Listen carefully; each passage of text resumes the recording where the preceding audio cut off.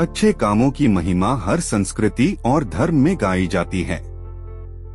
यह एक ऐसा सत्य है जिसे जानकर भी बहुत लोग समझ नहीं पाते कि अच्छे कर्म ही जीवन को सच्चे अर्थों में सफल बनाते हैं। इस कहानी में हम एक ऐसे व्यक्ति की यात्रा का वर्णन करेंगे जिसने अपने जीवन में बुरे और अच्छे कर्मों के बीच का फर्क महसूस किया और सच्चाई को समझा। कहानी का आरंभ। राजू एक छोटे गांव में रहने वाला नौजवान था। वह बहुत चालाक और स्वार्थी था। उसका मानना था कि दुनिया में सब कुछ पैसा और ताकत से खरीदा जा सकता है। इसलिए वह हमेशा अपने फायदे के लिए दूसरों का नुकसान करता।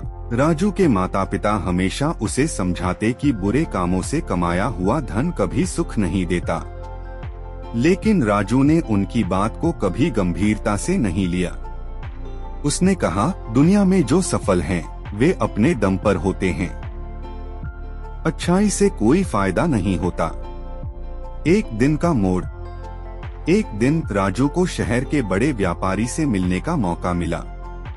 व्यापारी ने उसे काम दिया, लेकिन इसके बदले उसे एक शर्त रखनी पड़ी, तुम्हें ईमानदारी से काम करना होगा।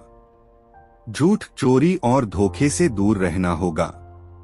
राजू ने यह शर्त मान तो ली, लेकिन मन ही मन उसने सोचा कि वह अपनी चालाकी से व्यापारी को भी धोखा दे देगा। उसने काम शुरू किया और अपने स्वार्थ में दूसरों को नुकसान पहुंचाने लगा। परिणाम का सामना। कुछ महीनों बाद राजू का धोखा पकड़ में आ गया। व्यापारी ने उसे अपनी दुकान से बाहर निकाल दिया और कहा, जो दूसरों का नुकसान करता है, उसका नुकसान भी जल्दी होता है। तुम्हारे जैसे लोग कभी सुखी नहीं रहते। इस घटना से राजू को कोई फर्क नहीं पड़ा। उसने सोचा, चलो दूसरा मौका ढूंढते हैं। गांव का संत। राजू के गांव में एक संत रहते थे। वे अक्सर गांव के लोगों को अच्छे कर्म करने की प्रेरणा देते। एक दिन राजू उनकी सभा में पहुंच गया। संत ने कहा, बुरे कर्म का फल देरसबेर बुरा ही होता है। अच्छे काम ही जीवन को सच्चा सुख देते हैं।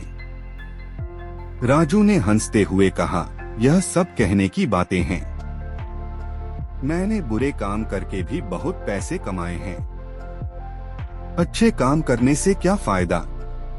संत ने मुस्कुराते हुए कहा, कल तुम मेरे पास आओ, मैं तुम्हें एक कहानी सुनाऊंगा जो तुम्हारी सोच बदल देगी। संत की कहानी। अगले दिन संत ने राजू को बुलाया और उसे एक गांव के राजा की कहानी सुनाई। राजा बहुत दयालु और न्यायप्रिय था। उसने हमेशा प्रजा के भले के लिए काम किया। एक दिन राजा ने अपने राजमहल के पास एक बगीचा बनवाया और उसमें सुंदर फलदार पेड़ लगवाए। प्रजा ने उस बगीचे का भरपूर आनंद लिया, लेकिन एक दिन एक लालची व्यापारी ने उन पेड़ों को काटकर अपनी दुकान के लिए लकड़ी ले ली। जब राजा को यह बात पता चली तो उसने व्यापारी को बुलाया और कहा, तुमने जो किया उसका फल तुम्हें मिलेगा, लेकिन मैं तुम्हें एक मौका देना चाहता हूँ। यदि तुम अगले 1 महीने तक अच्छे काम करोगे तो मैं तुम्हें माफ कर दूंगा। व्यापारी ने राजा की बात मान ली और अगले महीने उसने प्रजा की सेवा में अपना समय बिताया। उसने महसूस किया कि दूसरों की मदद करने से उसे सच्चा सुख मिला। राजू का परिवर्तन। संत की कहानी सुनकर राजू ने पूछा, तो क्या व्यापारी ने हमेशा अच्छे काम किए? संत ने कहा, हाँ, क्योंकि उसने समझ लिया था कि बुरे कामों से केवल दुख और पछतावा मिलता है। अच्छे काम जीवन में संतोष और शांति लाते हैं।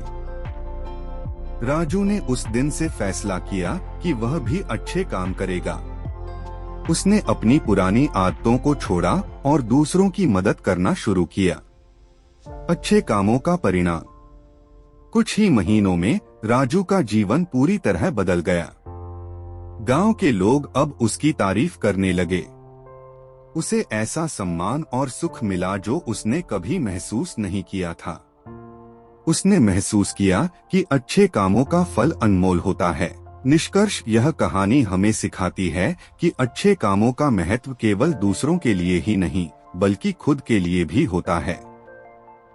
अच्छे कर्म हमारी आत्मा को शुद्ध करते हैं और हमें सच्चा सुख प्रदान करते हैं। इसलिए हमें हमेशा अच्छे काम करने चाहिए और दूसरों की भलाई के लिए तत्पर रहना चाहिए।